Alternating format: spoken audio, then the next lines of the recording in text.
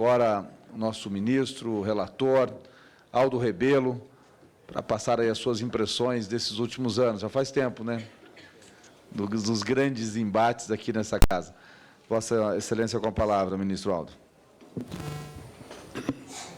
Bom dia, senhoras e senhores. Prezado deputado Sérgio Souza, presidente da comissão. Prezado deputado Nilson Leitão, presidente da Frente Parlamentar da Agricultura. Senhores e senhoras deputadas e deputados, senhores integrantes da mesa, eu integro essa discussão, esse debate dos 5 anos do Código Florestal com relativa carga de emoção pelo que representou esse debate, porque o Código não foi um debate sobre o meio ambiente, sobre a agricultura, sobre a pecuária. O Código, na verdade, foi um debate sobre o Brasil, o futuro do Brasil, a perspectiva do nosso país. Essa era a discussão que o Código permitia e viabilizava naquele momento. E esse debate permanece com grande atualidade. Há alguns dias, recebi aí por volta das 18 horas um telefonema de uma jornalista de um grande jornal de São Paulo, que queria uma opinião sobre uma dessas operações midiáticas e escandalosas em moda no país. E depois de me narrar o que estava acontecendo, ela disse: e agora? O que é que vai acontecer com o Brasil? Eu dizia: agora, eram 18 horas. O que vai acontecer com o Brasil é que todo mundo vai jantar. São 18 horas, até 20 horas vai todo mundo jantar. E amanhã se retoma uma outra discussão. Aqui mesmo, daqui a pouco, esse auditório, independentemente das preferências ideológicas, partidárias, políticas, religiosas, do nível salarial ou social dos nossos humildes garçons terceirizados, das nossas companheiras que fazem a higiene dos banheiros da Câmara, ao alto escalão e à alta hierarquia da Câmara, todo mundo vai almoçar. Todo mundo, independentemente das suas opções, preferências, níveis salariais e sociais, todo mundo vai almoçar. E essas atividades, todas elas estão ligadas ao nosso debate aqui. Tudo depende da agricultura. Eu dizia ao meu irmão, lá na feira de Viçosa, eu digo, durante a semana todo mundo se divide, né? Um vai para o seu clube, outro vai para a sua escola, outro vai para a agricultura, outro vai para o comércio, mas no sábado todos vão para a feira. A agricultura, a pecuária, a agroindústria, portanto, tem uma responsabilidade universal no país. Quando nós legislamos para o Código, eu dizia, nós não estamos legislando para os agricultores. Nós não estamos legislando para os pecuaristas. Nós não estamos legislando para os ambientalistas. Nós estamos legislando para o Brasil. A agricultura e a pecuária estão ligadas a uma necessidade de todo o país. Do mais humilde brasileiro ao mais ilustre, ao mais rico, todos eles dependem dessa atividade. Portanto, o Brasil não pode subestimar o papel da sua agricultura e da sua pecuária. São atividades de interesse público e de interesse nacional, independentemente do que... Porque o pessoal dizia, mas o senhor é um homem de esquerda. Esses grandes proprietários são todos conservadores, não tem nada a ver com o senhor. Eu digo, tem. O que eles pensam pode não ter, mas o que eles fazem tem muito, tá certo? Tem muito, né? Tá certo? Por quê? Porque a democracia, eu dizia, ela tem uma dimensão política, de direitos, de votar de 4 em 4 anos, de escolher os governantes, mas ela tem um aspecto social também que é muito importante, que muitas vezes os setores médios não consideram muito, porque isso não é um problema com o qual eles se deparam no dia a dia. A democracia, ela tem o aspecto da urna e ela tem um outro, que eu julgo mais importante e mais universal, que é a democracia da mesa. O acesso à alimentação, a preço acessível, que no Brasil foi uma batalha importante, que a agricultura e a pecuária deu uma grande contribuição para que os pobres, os trabalhadores, os operários, pudessem ter acesso à alimentação de qualidade. Eu digo que isso é o que está em debate aqui no nosso país. Essa é que é a discussão que precisa ser feita. E o Brasil assume uma posição defensiva. Eu fui até o presidente Michel Temer, era vice-presidente, chefiou uma missão à Suécia. Eu era ministro do Esporte, da Ciência e Tecnologia e acompanhei a missão. E lá numa reunião com o Ministério da Suécia, sentou do meu lado uma moça que era a ministra do Meio Ambiente. E eu perguntei, ministra, tudo bem? Como é aqui a questão da reserva legal? Ela sequer conhecia o conceito. No direito sueco não existe reserva legal. Tiveram que mandar chamar um deputado do Partido Verde, que veio e sentou ao lado dela e comigo, e disse, não, isso é uma coisa que existe no Brasil, de fato, que nós não conhecemos aqui, que nós não fazemos. Outro dia, conversando com o vice-presidente da Associação dos Produtores de Portugal, eu perguntei, meio ingenuamente, eu digo, como é que vocês usam lá as margens dos rios para a agricultura? Vocês plantam na beira do rio? Ele olhou para mim e disse, os senhores já estão plantando dentro do rio?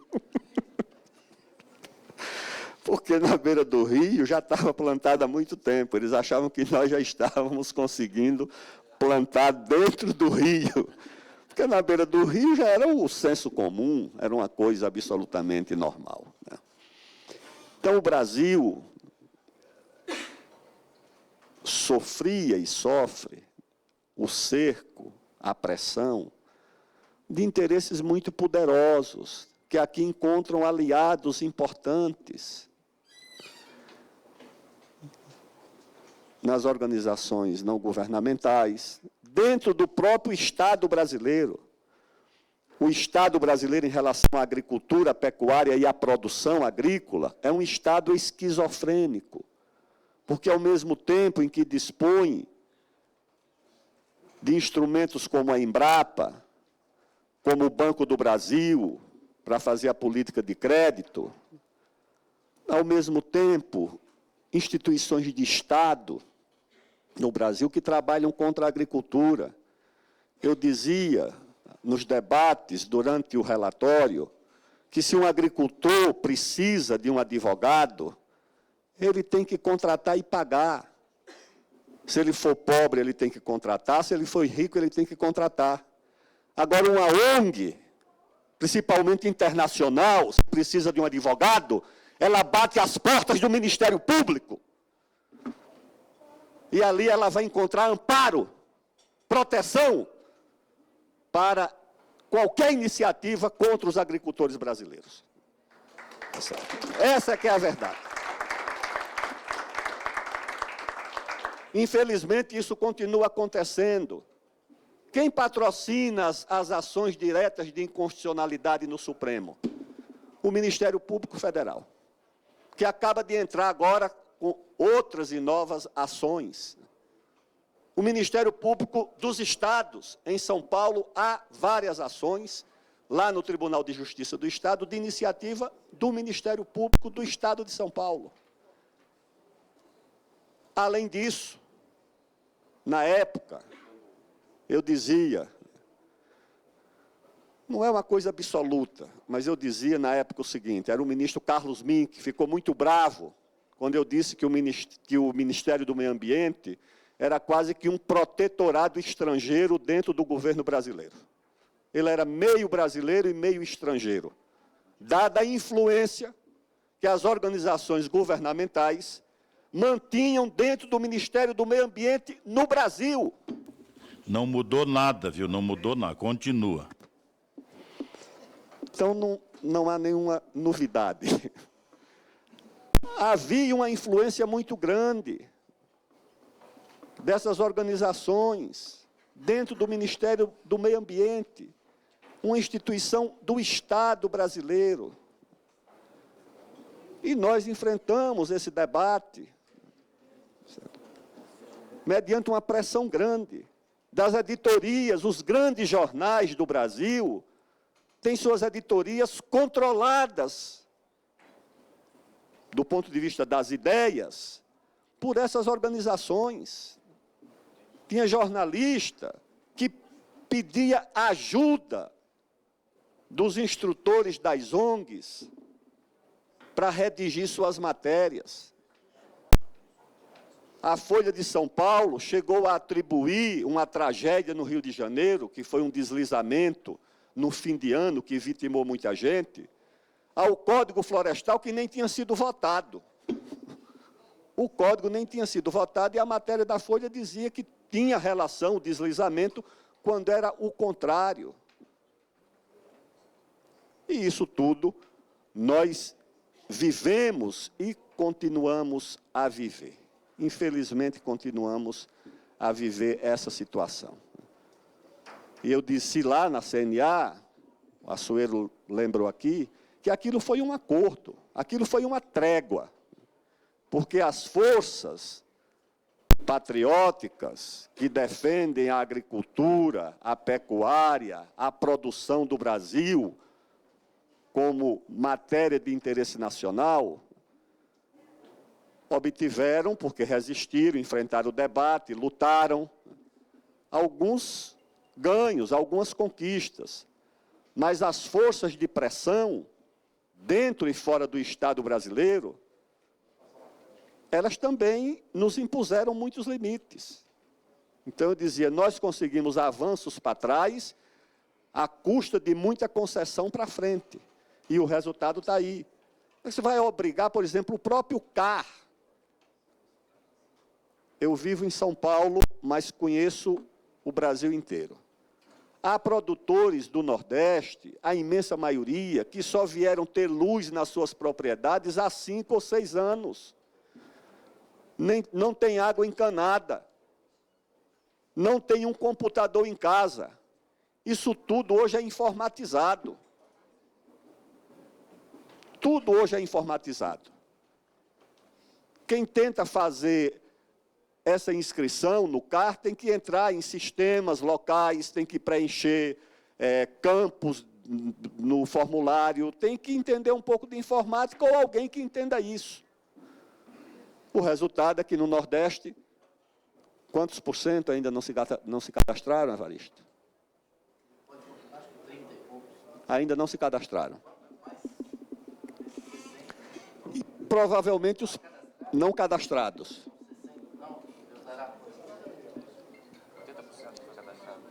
No Nordeste, 80%. 75%. Os 25% provavelmente são os mais pobres, os menores. Então, essas dificuldades permanecem, porque o Brasil não tem uma agricultura. O Brasil tem várias agriculturas. Eu lembro de Chico Corrente, lá na beira do rio Purus, entrando ali pelo Purus. Aí eu digo, Chico Corrente, falecido, saudoso, ribeirinho, agricultor, disse, quantos metros de água tem aqui? Ele dizia, tem 9 metros, deputado. e eu planto aqui. Digo, oxe, planta aqui? Planta aqui.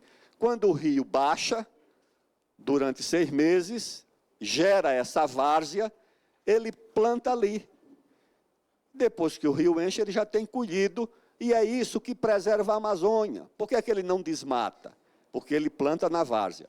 Queriam proibir dele plantar na várzea. Queriam proibir os arrozeiros de plantar na várzea. Eu digo, pessoal, se planta arroz na várzea há 4, 5 mil anos. A civilização do Nilo é uma civilização da várzea. O milagre do Egito, o presente, o Nilo como presente do Egito é a várzea. Que eles estudaram ali, criaram a engenharia hidráulica para controlar o fluxo, armazenar água, etc. Isso tudo queriam acabar e destruir por aqui, entendeu? Muitas vezes um conselho que acha que pode legislar no lugar do Congresso, cria portarias de 200, 300, 400 artigos. Então, eu quero celebrar essa jornada concluindo com 3 observações. Primeiro, é preciso enfrentar a batalha jurídica. Por quê? Porque se o artigo 68 é revogado, tudo que foi cadastrado vai por água abaixo. Tudo vai por água abaixo. Acabou. Está na mão do Supremo, uma parte, na mão do STJ, outra parte. Então, é o seguinte, a batalha jurídica é decisiva, porque se revoga um ou outro artigo do Código, todo o esforço de cadastramento, de regularização, vai abaixo. Quero registrar também a bem da verdade que o Ministério do Meio Ambiente concorda com isso e defendeu essa posição numa audiência pública do Supremo. Tem que unificar numa decisão das ADINs, porque isso vai repercutir nos estados.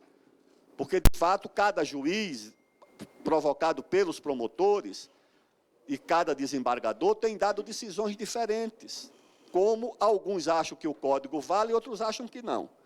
Então, essa é a primeira questão, enfrentar a batalha jurídica no Supremo e no STJ, para unificar a decisão e as interpretações sobre a vigência do Código. A segunda questão é antecipar o debate sobre a atualização do Código. Antecipar o debate. Quando o atual presidente da FAO, Graziano, foi eleito, ele assumiu um compromisso com os africanos, que tem 50 ou 60 votos na FAO, de liberar 400 milhões de hectares de savanas africanas para a agricultura. Sem isso, ele não seria eleito. Enquanto isso, a nossa savana, que é o Cerrado, está sendo imobilizada completamente.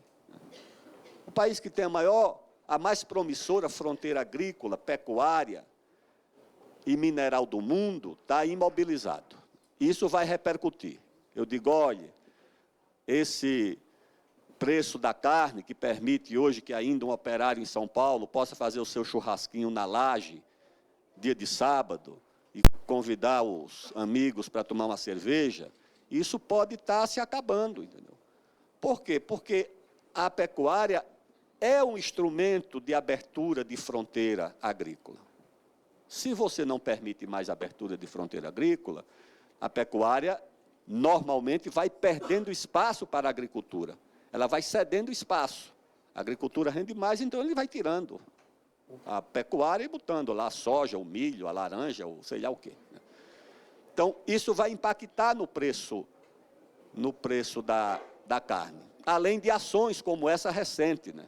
Tá certo? Da nossa instituição policial, né? De apresentar ao mundo a nossa agricultura como uma organização criminosa. Não estou dizendo que os crimes não foram cometidos, mas uma coisa é a dimensão que se dá e o caráter que se dá a isso. Então, eu acho que a segunda questão é antecipar esse debate, antecipar o debate da atualização do Código como uma coisa necessária. E a terceira medida é fazer a luta de ideias.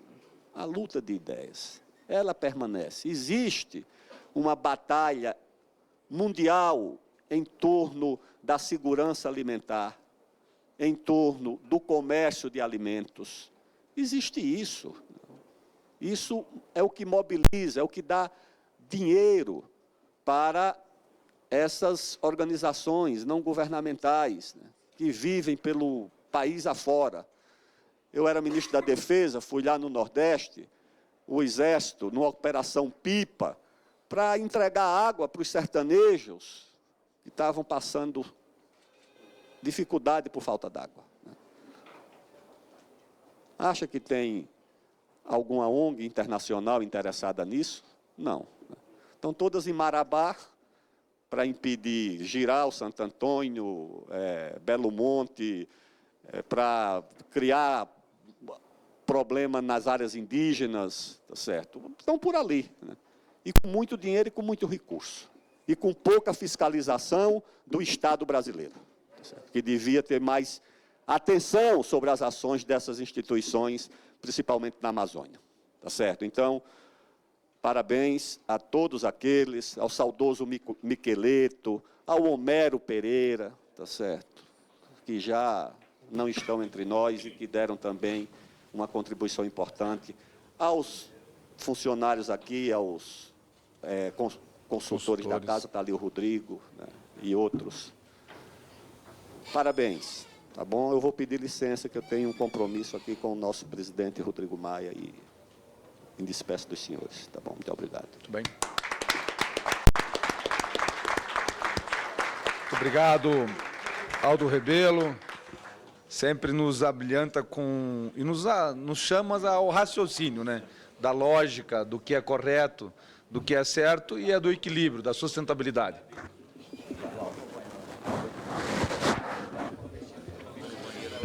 Dando continuidade aos nossos trabalhos.